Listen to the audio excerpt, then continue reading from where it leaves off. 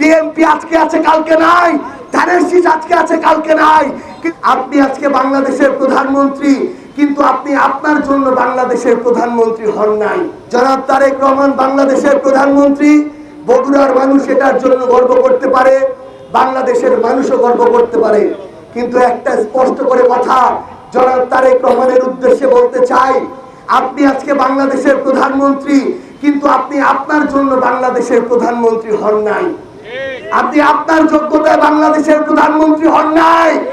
আপনি 17 বছর পর যখন বাংলাদেশে এসেছেন, যখন বাংলাদেশের মানুষ আপসহীন নেত্রী বেগম খালেদা জিয়াকে শেষবারের মতো বিদায় দিয়েছে, যখন তাদের সামনে মেজর জিয়াউর রহমানের মুখখানি ভেসে উঠেছে, তাদের মুখের দিকে চেয়ে এবারে শেষবারের মতো বাংলাদেশের মানুষ ধানের শীষে ভোট দিয়েছে।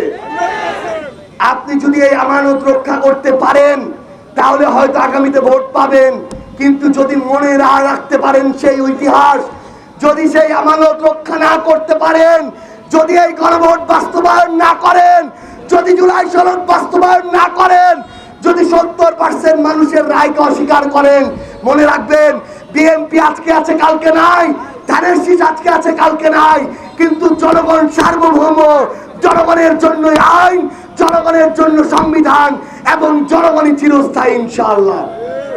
আপনার কাছে এটাই অনুরোধ, আপনি ভুলেও এই স্পর্ধা দেখাবেন না যে জনগণের সাথে আপনি গাদ্দারি করবেন, বেঈমানি করবেন।